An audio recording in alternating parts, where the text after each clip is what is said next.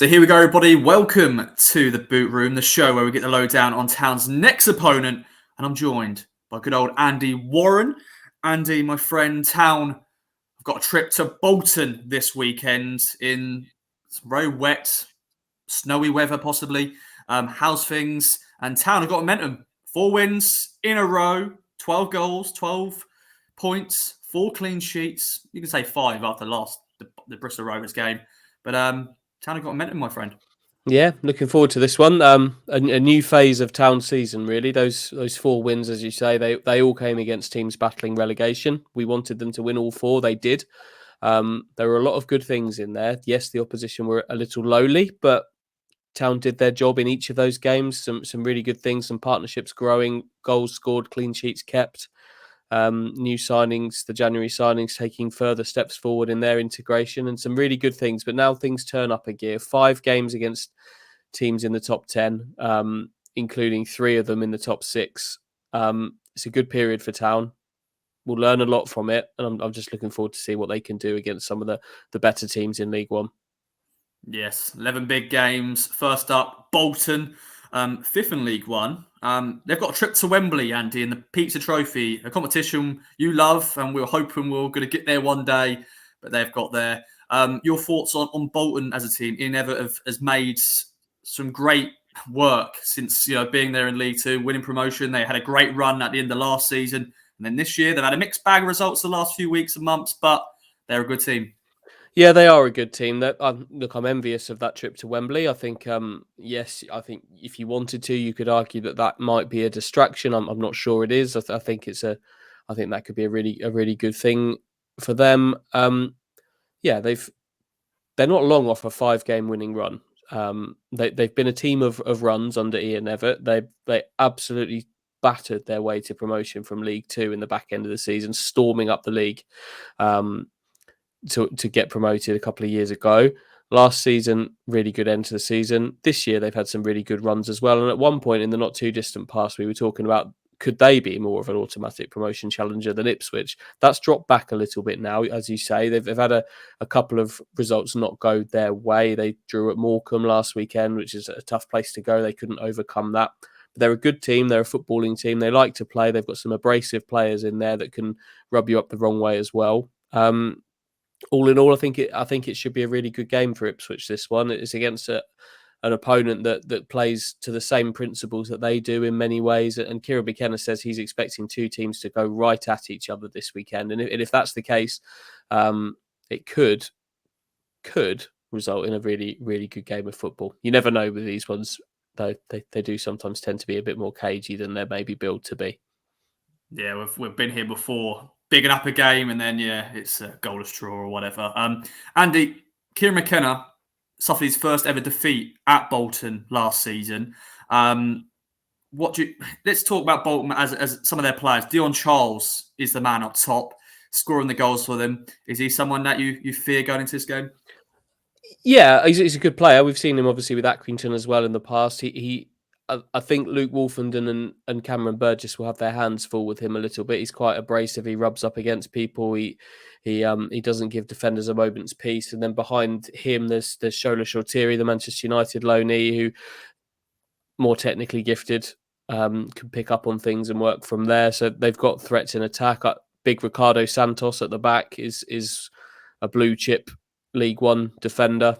He's a big old boy, but he's effective, and Town will need to overcome him as well, whoever plays up top. They've got some good players in there. I really like Morley in midfield. Yeah. He played, I think he scored in the opening day game between these 2 teams all the way back in July, as ridiculous as that sounds. But he's a good player. He's a really good player. They've got some talent in there. A recognisable sort of departure in January was Dapo Afolayan, someone that he scored in the game you mentioned last season, Kieran McKenna's first defeat. He's gone to Germany to play for St. Pauli in Hamburg. So they've lost him. He was a kind of a mercurial player, would turn up and be incredible one week and be quiet the next. But against Ipswich, he's tended to be really quite useful. So him not being around is a big one for Town. George Johnston at the back, defender, out, injured. MJ Williams, I think, is injured as well. So they're not at full strength, but they've got some good players, and Town will have to be at their best to get something from this. Yeah, definitely. One more thing on Bolton. They've got a good home record. Last defeat at home was back in October. But sometimes those stats don't mean Yeah, anything. And yeah. yeah. But they don't concede goals either, which they don't concede many goals at home at all. I think it's 9 or something like that all season. And the goalkeeper there, James Trafford, at one stage went a long time without conceding a goal, didn't he? Like 15, 16 hours of football. So Town take their own formidable defence there, of course, as well. 5 straight clean sheets, 1 more is a club record. So that will be we've been on the cusp of this so many times in League One. They've got this far, but not got the 6th one. So hopefully they can do that here. Hopefully they both don't keep clean sheets though. Yeah, because that means goalless draw. Here we go. Well, Andy, we spoke about Bolton. Let's talk about Town then. Before we get into the team, let's talk about Dom Ball. We got a surprise news from Kieran McKenna saying he could be back in the squad, could play for the under-21s. As of this recording, we don't know if he's travelled or not, but Dom Ball, he's back.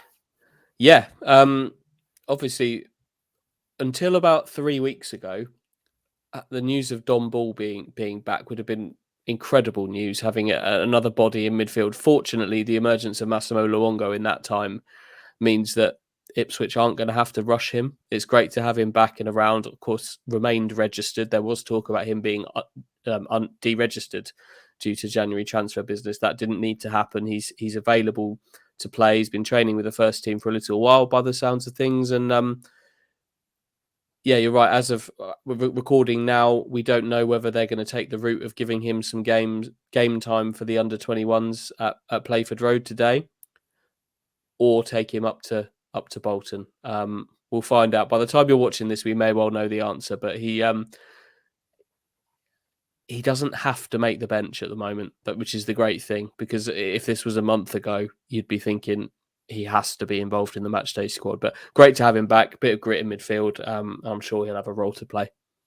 Yeah, definitely. I want to quickly get your thoughts before we get into the sort of highlighted question marks and in positions in the team. Like how good the injury comebacks have been this season. So many players coming back sooner rather than later. You know, Tyrese John Jules is one of those, hopefully coming back soon. But has that impressed you? Yeah, it's good, isn't it? We're not. It's not necessarily something we've been used to at Ipswich. They're doing something right. They're getting players back. Lee Evans came back early, from maybe a little too early, but he was available early. At Wickham, I think that was his comeback in December. So they've done it time and time again. This is a crucial stage of the season now. If they can keep everybody fit from this point onwards, Ipswich will have a really good chance of doing something quite special. Injuries at this point of the season can be season-ending, even if they're nothing major. So keep everyone fit, keep doing what you're doing, medical department, and Town will be in good health from here on in, hopefully.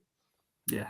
Well, let's talk then about team, Andy. I'm going to flash up the graphic right now, and there's a few question marks on this. We've got a few players we know are they're starters, pretty much. Walton, the back, Burgess, Wolfenden, Connor Chaplin, Nathan Broadhead, Sam Morsey, Massimo Luongo, Leif Davis, obviously. Completely forgot about Leif Davis, Andy. But there is some question marks on the right and up front, maybe some fitness issues as well. Take it away. Yeah, I would agree with all of those that you've said. Kieran McKenna did kind of highlight Nathan Broadhead and Massimo Luongo as being 2 players who'd played 2 games in quick succession from the start, had been being looked after prior to that, and will need to be assessed just to check they're good to go. My gut feeling is they will be. I'm sure they will. They're both emerged as really important players to Ipswich in the last few games. So gut feeling is they'll start. Everyone you've mentioned there, I think, will start. And if we're talking question marks, there's always a question mark up top. We'll get to that one in a minute. But a slight question mark on the right side, the entire right side of the Ipswich team, I'd say. I think for me, it would probably be reverting back to Clark and Burns, the 2 that played against Burton. Obviously, Donatian and Caden Jackson played against Accrington on Tuesday night, and both did really well against their former clubs. Town are well stocked there. I just think back to Burns, who played incredibly well against Burton after a slightly more quiet time, had a really good game. I think you play him again here, and I think Clark's the the preferred starter on the right side. So I think they'll go back to that. But the big one's up top, Ross, where it's hard to predict this one, isn't it? Yeah, because it sounds like at the moment Hurst is the away striker, the man who's playing the away games. And Ladapo's got the home Portman Road crowd, and I think a lot of people don't know what to do. You know, Ladapo's scoring the goals, but Hurst has impressed. The MK Dons game, he's really played really well in that game, but Ladapo's played the last 2 home games. Where are you going? Yeah, they've kind of split starts evenly since Hurst came, and I can see an argument for both of them here. They both bring different qualities. I think if you're looking at George Hurst, you're looking at a player who's better at getting in behind maybe and running off the last shoulder. He's physical as well, works hard, can set a bit of a tone there. So I can see an argument for that. He has qualities that could be really useful in a game like this. But I can also see an argument, quite a big one really, for giving Ladapo another game. First off, a very basic one. He's the man in form. He's the man scoring goals. He's got a spring in his step, and he's contributing. Secondly, I think kind of his hold-up play, his link play has been very, very good in the last few. A lot of dropping deep, bringing others into play. And I think if you can maybe drag Santos around a little bit, you might make some gaps for some others. So if it was me, I'd edge towards Ladapo, but I wouldn't be surprised at all if it's George Hurst. Yeah, we shall see. 2 p.m. on Saturday. Well, Andy, we're going to have a little pause here for some key stats, and it's time for prediction time.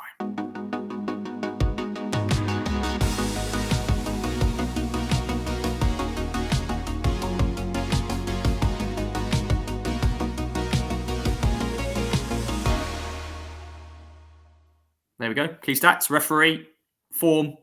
They're just info. Andy, prediction, my friend. Will Town make it 5 wins in a row, 5 clean sheets? What do you reckon? I'm going to say yes to one of those things, no to the other.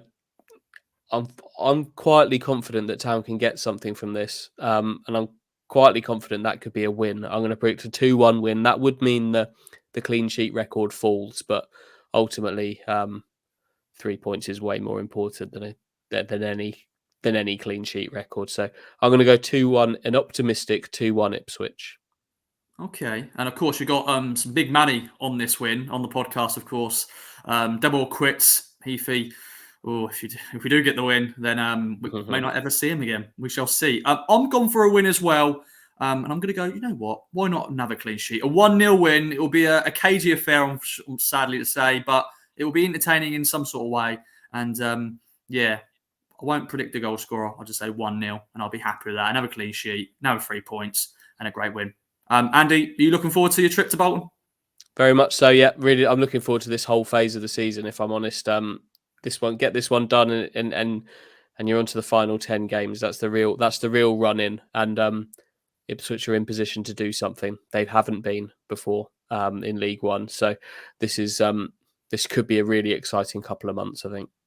Yes, bring it on. Well, thanks again for joining me, Andy. Thanks for everyone for watching another edition of The Boot Room. If you're going, enjoy, safe travels. And if you're not, follow the game with us. And bye for now.